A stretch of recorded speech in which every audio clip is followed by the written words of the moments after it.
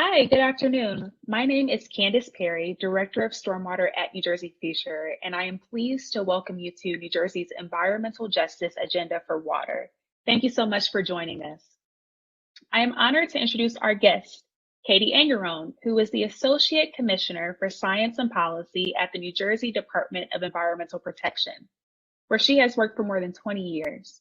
In her current role, Kati ensures policy cohesion across the department in furtherance of the department priorities such as climate, water, and public health. She also oversees the Division of Science and Research, who provides scientific support to all programs of the department. In addition, her office includes the Offices of Environmental Public Health and Safety and the Office of Economic Analysis, which works closely with the Department of Health on environmental public health issues and provides support for economic analysis performed during policy development. Hi, Kati. It's so good to be here with you. Thank you. It's great to be here. So why don't you start us off with a few remarks? And if there's time, we'll answer a few questions at the end. Okay, wonderful. Thank you, Candice, and good afternoon. Deputy Commissioner Glenn sends her sincere regrets as she was unable to be here with you today as intended. She did ask me to fill you in on the important environmental justice work that she has been undertaking at the department, and I'm delighted to join a group of people devoted to protecting New Jersey's water. I feel very at home with this group since I focused on water and land use policy for most of my career at DEP. But today, in addition to the environmental justice remarks, I'd like to also focus on several key policy issues, including climate and water policy. Protecting water is one of the top priorities of the DEP, and that includes addressing drinking water challenges in underserved communities. But before we dive into the state's efforts on these policy issues, I'd like to talk to you a little bit about the environmental justice and specifically our new environmental justice law. Since the civil rights movement of the 1960s, grassroots communities nationwide have documented disproportionate environmental burdens endured by poor communities and communities of color. Community narratives, academic research illustrate how minority and poor communities host potentially toxic facilities such as landfills, incinerators, and other waste disposal entities. And New Jersey faces all of these situations. However, the disparities are really not limited to just air quality and facility siting. They are also present in climate change impacts, water quality, water infrastructure, flooding issues, and they're reflected in land use and planning decisions as well. And we can no longer allow these communities to be overburdened and underserved. When we protect our most vulnerable communities, we raise up the entire state. As part of this administration's efforts to further the promise of environmental justice to underserved communities, on September 18th, Governor Murphy signed the nation's first environmental justice law, and it is the nation's most empowering environmental justice legislation. What the law aims to do is better protect lower income communities, communities of color, and of limited English proficiency from cumulative impacts of pollution. It requires DEP to evaluate the environmental and public health impacts of substances on overburdened communities when reviewing certain permit applications. These facilities include resource recovery facilities or incinerators, sludge processing facilities, sewage treatment plants, transfer stations or solid waste facilities, and recycling facilities. And under the law, applicants who are seeking a permit must prepare an environmental justice impact assessment that assesses not only the potential environmental and public health stressors associated with the application, but also the stressors already borne by the community as a result of existing conditions.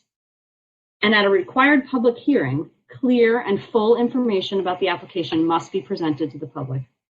For its part, DEP must consider testimony presented and written comments received at the hearing and evaluate the issuance or the conditions to the permit in order to avoid or reduce adverse stressors on the community. For a new facility, this means that the department may deny a permit if it's determined to cause or contribute to adverse cumulative environmental or public health stressors in an overburdened community that are higher than those borne by other communities. The only exception is if the DEP determines that the new facility will serve a compelling public interest in the community. Then the department may grant a permit that imposes conditions on the construction and operation of the facility to protect public health. For expansion of an existing facility or renewal of a facility's major source permit, the department may, after review of the impact assessment and any other relevant information, apply conditions to the permit concerning the construction and operation of the facility to protect public health. So right now, to advance this law, rulemaking has to be completed. And we've held our first public information meeting in the rulemaking process in October. We were glad to be joined by more than 150 attendees, representing individual citizens, environmental justice advocates, representatives of business and industry, and all levels of government, as well as environmental organizations and social organizations. We followed up with a survey, and we are continuing to accept comments and concerns at this time. These were only a few steps in our rulemaking effort, and there will be other opportunities to provide input as the process moves forward. And you can watch the session at upcoming events at our website. Beyond this landmark law, we are working with our sister agencies and have taken steps to engage both municipalities and residents through executive order the department issued Furthering the Promise, a guidance document for advancing environmental justice across state government. This document provides a path for New Jersey's executive agencies to weave the principles of environmental justice into their core functions. And we've created an environmental justice interagency council and hosted our first meeting in November. The council will be responsible for developing assessments, training, workshops, and work groups, as well as drafting action plans. And to get us to that goal, we are meeting one-on-one with every key department and agency to help them strategize on ways to reduce stressors and increase benefits in communities of concern. And we've also created resources for communities to help them navigate our department and hosted EJ listening sessions to better understand the needs of overburdened communities. At DEP, we know that environmental justice is our mission. We know that protecting communities from pollution, restoring compromised waterways and watersheds, making communities more resilient to climate change, and providing safe drinking water all furthers the goal of environmental justice. So one of our major challenges that we are addressing, obviously this group is very familiar with it, is lead in drinking water. Excuse me. And while lead is not normally found in source water, it can leach into our water from plumbing and lead-containing service lines. This is particularly of concern in our older urban communities. So in 2015, New Jersey began assessing its implementation of the federal rules governing lead in drinking water. As a result, we took several actions to enhance our program. And wherever we could, under the federal rule, we began implementing more stringent requirements. In October of 2019, Governor Murphy launched a statewide plan to address lead exposure in New Jersey in order to protect all residents from its dangers. And the plan identifies actions across multiple state departments and agencies to comprehensively address lead exposure from lead-based paint, lead service lines, plumbing, and contaminated soil. The plan also calls for DEP to improve its statewide inventory of lead service lines. So we understand where these lines are. The process is underway, but as you are probably aware, it's not simple. It's a challenge to identify the materials when they're underground. And we are making steady progress, and we will continue to work to get the most up-to-date information from our water systems. At present, of the 575 community water systems in New Jersey, 107 systems serving 5.6 million customers have reported the known presence of lead service lines in their distribution system. The estimated need to replace the lead service lines that we know about in the state is between $2.1 and $3.2 billion. Finally, DEP is in the process of developing its own lead and copper rule, which is expected to include a more rigorous lead service line replacement requirement for water systems. In addition to focusing on lead, DEP continues to tackle combined sewer overflows, an issue I know this group is familiar with. In accordance with permit requirements, I am proud to announce that all 24 permittees submitted their CSO long-term control plans by the October deadline, which was of course extended due to the pandemic. These plans are posted on the department's website and are under review by a program teams within the department, and we encourage and welcome public input on these plans.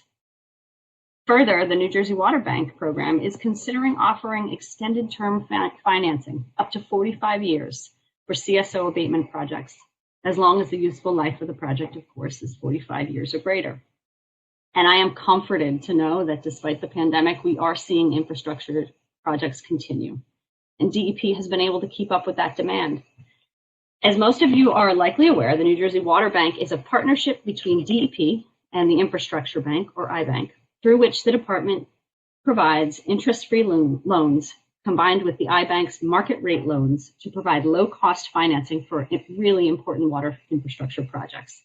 During the past fiscal year, the Water Bank closed on an impressive 85 short-term loans, providing for 60 clean water projects totaling just under $310 million, and 25 drinking water projects totaling over $117 million. It's projected that the current financing program will be the largest in the history of the program, topping even the Arrow State fiscal year 2010, which totaled $711 million. And really most impressive, despite working remotely, the program is averaging almost $30 million in disbursements per month for ongoing infrastructure construction projects. We know that the common thread that connects all of these issues is funding. And New Jersey has mapped out ways to support drinking water infrastructure with funding that maximizes benefits while prioritizing the protection of public health. And we are also continuing to provide input to our partners in the legislature who have really prioritized drinking water infrastructure. But I'd be remiss if I didn't mention one of the most daunting challenges that we face: climate change. Climate change is here, and climate change is real. The DEP's scientific report on climate change made it clear that the impacts like rising temperatures and sea level rise are occurring at a rate greater in New Jersey than other parts of the world. Whether it's increasing temperatures or precipitation, the effects can be seen in our communities. We're seeing more flooding, more harmful algal blooms, which threaten our recreation and our drinking water sources. And because water does not obey political boundaries, it's imperative that we focus efforts at the watershed level. The state must employ a holistic watershed approach that is closely coordinated both within DEP and with local partners. To accomplish this, DEP is working to unify and strengthen aspects of our land protection and water regulatory programs in service of a watershed approach to our stewardship of land-based resources that have a critical nexus to water quality. And we can't do this work on our own. We must have local partners such as local governments, environmental commissioners, environmental health agencies, utilities, watershed groups, and citizen scientists. Strong partnerships improve water quality, improve our communities, and build the stronger, fairer, and more resilient New Jersey that Governor Murphy envisions. In furtherance of that strong partnerships, and to continue our support of the environmental and community revitalization, in partnership with the New Jersey Economic Development Authority, DEP has expanded the Community Collaborative Initiative. This initiative is a voluntary partnership between DEP and local stakeholders, where DEP CCI liaisons are embedded in overburdened communities to help address environmental challenges and to support community revitalization. The CCI liaisons have helped communities to navigate the department by referring locally important issues to the appropriate lead programs at the DEP and following up to ensure that progress is being made. CCI has been instrumental in bringing U.S. Water Alliance scholarships to Paterson and Perth Amboy in 2020, and both cities now join a national network of water experts to help them address their water issues and water equity challenges. Camden is a previous U.S. Water Alliance scholarship, and this national expertise has helped Camden produce a Camden Water Equity Roadmap that will focus on addressing lead in water, green jobs in the water sector, and climate change adaptation. CCI liaisons are actively working with stakeholders such as Jersey Water Works and local governments in their community-based green infrastructure and stormwater management working groups in the following cities: Camden, Jersey City, Newark, Patterson, Perth Amboy, and Trenton. Our CCI program is also interested in developing voluntary partnerships between utilities and local stakeholders to improve dialogue, find mutual interests, and seek to leverage expertise and resources to support community revitalization in overburdened communities. And those partnerships are really what this conference is about. So I want to sincerely thank you for all that you do at this conference and every day to improve water quality in our communities. I think together we've come a long way in improving our waterways, ensuring a safe supply of drinking water, but we know that there are still a lot of challenges ahead. And the DEP values your leadership and your expertise in helping us all to address those challenges. Centering the experiences and burdens of New Jersey's vulnerable populations in our decisions must be a statewide effort at every level, not just any one government agency, group, or entity. That is why I hope you'll be active participants in the public conversation on the new environmental justice law. This public dialogue will be an important part of how we shape the regulations required to protect some of our most vulnerable communities. Again, I thank you, and I look forward to your questions. All right, thanks so much for that wealth of information, Katie. Yeah, it looks like we have a few questions coming in, so I'll start with one. It says, it's great to hear about the DEP's commitment to addressing all of these water and environmental justice issues, so thanks for that. Can you describe the administration's plans for spending the $60 million dedicated in this year's state budget for drinking water and water infrastructure? So while I would love to claim to be the economic and financial guru, I am not. So I am happy to take any questions that folks have, and I will bring it back and provide answers in whatever way Jersey Waterworks allows us to do. Yeah, it sounds good. What I can say is that we, of course, are going to prioritize, and we continue to prioritize vulnerable communities and the issues that, like lead, that are so important to the work we're doing. Sure. Yeah, we do have a record of all of the questions, so we'll make sure that we get back to the audience at some point in time. Another question, is there any discussion to the use of real-time controls for stormwater management? Real-time controls is capitalized, so I'm assuming that's...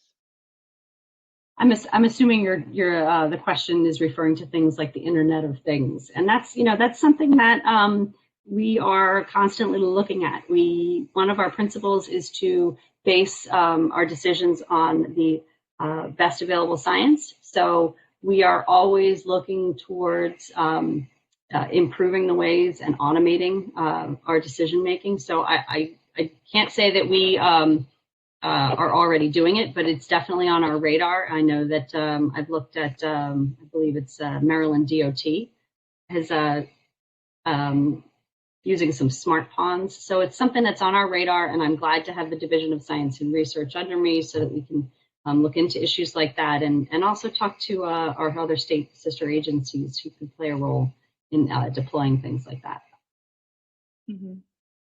See a couple of questions kind of related to the definition of overburdened communities. Can you talk about that a bit? And then also talk about maybe populations of overburdened communities within more affluent communities. Can affordable housing in more affluent communities be a part of the environmental justice definition for overburdened communities? So, we're very early on in the implementation of this law. And as I said, we're doing a series of stakeholder meetings, and we hope to dig down and to really start to sink into some of those answers. But I think one of the things that we need to continually remind ourselves is that environmental justice really needs to be addressed at all levels of government, right? And we are in a home rule state. So it's going to be something that we need to talk to all of our partners about, including local jurisdictions and municipalities where all these decisions are made. Mm-hmm. How does the new law apply to the sources of PFAs and the responsibility of those companies and the responsibility that those companies have? So PFAS is a topic that is very interesting to me. And, you know, we're still learning so much about it. We are still trying to figure out exactly how and where those ubiquitous compounds are showing up. So I think that remains to be seen. I think we're going to have to dig down and continue to look at that. But know that we are very committed as a national leader, as one of the first states to come up with a drinking water standard. It is absolutely front and foremost on our radar. Okay, I have a question here about fish consumption advisories. It says, will there be a reinvigorated move to protect environmental justice communities, especially regarding the crabbing ban? Can we just say close to crabbing, especially in the Newark Bay? So, you know, we base our decisions on the best available science, but we can certainly, as we endeavor to make action plans within the department, I can commit that we can definitely take a look at fish advisories, because that is those are managed in coordination with other agencies, but through the Division of Science and Research. So if the science leads us there, and that's the appropriate thing to do, we will make that decision. Another one here. It says the Jersey Waterworks Combined Sewer Overflow Committee is working hard to review all the draft long-term control plans and submit comments to the DEP. Jersey Waterworks has prioritized the need for local residents' input to be reflected in the CSO solutions, which they will ultimately pay for as ratepayers. Can you address how the DEP is ensuring effective public input into those CSO projects and the timing around those projects? Sure. As I said, the long-term control plans are under review right now, and they are posted. And that is one of the ways that we are trying to get some public input. So I welcome any information that folks can send along. And I will also note that we have developed some guidance for how interactions should happen. So public input in the review of those plans is essential. The community needs to be part of the solutions, and we will continue to help our utilities make sure that they're reaching everyone, really. Okay, I think we have time for one quick last question. It says, how will DEP assess community support for new projects based on the EJ law? So as I said, we are really just rolling our sleeves up at this point. And those are the really good questions that we are going to be asking of the stakeholders. And we will be glad to throw out, ideas of approaches that we could take. And I really do invite folks to visit our website and to make sure that they are aware of all of the stakeholder sessions, which in this atmosphere, are a little easier to attend. Unfortunately, that's the silver lining of a pandemic, I suppose. So take a look at our website, and please bring your thoughts and ideas, and we'll dive into those conversations about how to move forward with rulemaking under the environmental justice law.